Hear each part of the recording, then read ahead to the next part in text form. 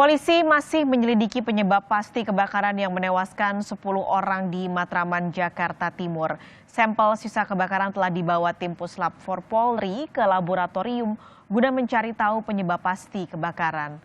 Saat ini pihak kepolisian masih menginvestigasi penyebab pasti kebakaran yang terjadi sekitar pukul 4 subuh kemarin. Tim Puslap 4 sebelumnya telah mengambil sampel sisa kebakaran pada hari Kamis kemarin. Menurut rencana, sehari atau 2 hari, hasil sampel sisa kebakaran di laboratorium sudah bisa menjadi jawaban penyebab pasti kebakaran.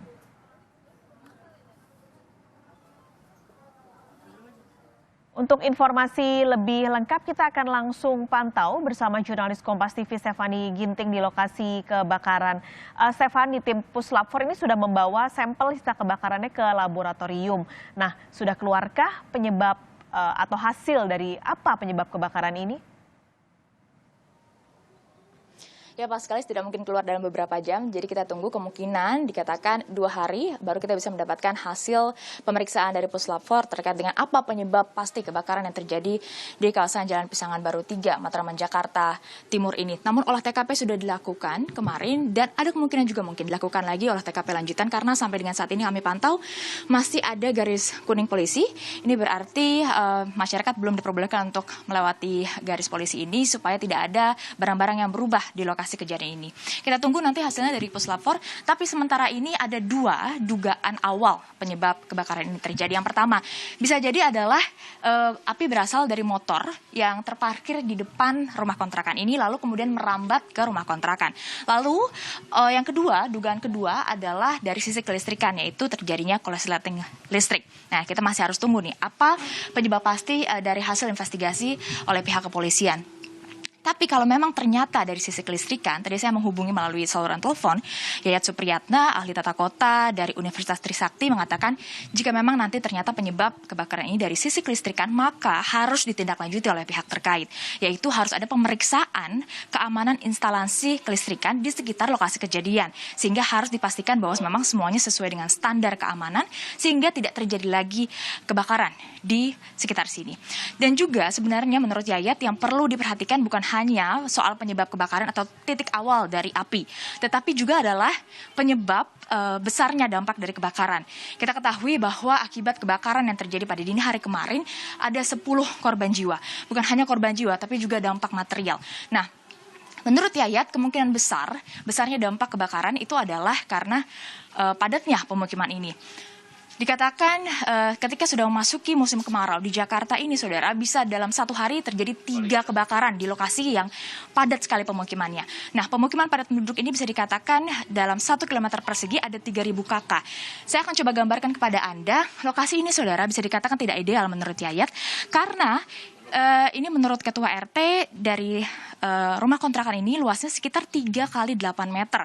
Nah, ini ada 4 rumah kontrakan yang diisi oleh 15 orang atau 5 kakak. Bisa dikatakan atau bisa Anda perkirakan, saudara, begitu padatnya lokasi di sini. Nah, oleh karena itu yang perlu diperhatikan adalah juga jalur evakuasi dari sini. Kalau saya bisa gambarkan kepada Anda, di sini adalah gang masuk menuju rumah kontrakan. Kalau Yayat mengatakannya ini adalah gang kebakaran yang harusnya idealnya jalur kebakaran, maksud kami adalah gang kebakaran atau jalur evakuasi ini minimal 2 meter. Dengan catatan 2 meter itu tidak ada barang-barang yang menghalangi mobilitas ketika terjadinya kebakaran, sehingga mudah untuk dilakukan evakuasi. Namun nyatanya di sini gang menuju ke jalur kontrakan ini hanya sekitar 1 sampai dengan 1,5 meter yang diisi atau ditempati atau dijadikan tempat penyimpanan untuk motor dan juga tanaman, sehingga akan sulit untuk evakuasi warga ketika terjadi kebakaran. Ini yang perlu diperhatikan sehingga dampak dari kebakaran tidak besar, baik dampak material maupun dampak korban jiwa. Paskalis. Selain warga ada korban jiwa kemarin, ada 10 orang. Nah, ada juga warga yang selamat dari tragedi kebakaran ini. Kemana mereka mengungsi, Stephanie?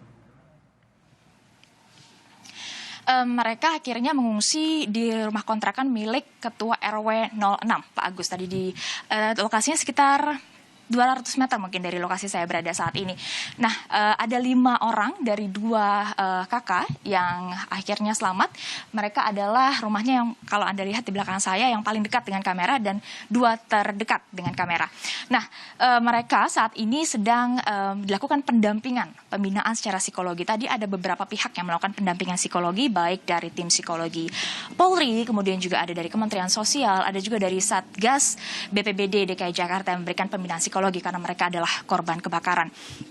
Selain itu juga ada bantuan berupa makanan dan juga bantuan santunan ini dari Kementerian Sosial yang diberikan kepada keluarga dari korban jiwa yang sudah datang juga kami lihat ada di lokasi.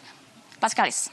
Baik, terima kasih untuk laporan terkini langsung dari kawasan Matraman, Jakarta Timur, jurnalis Kompas TV Stefani Ginting. Saudara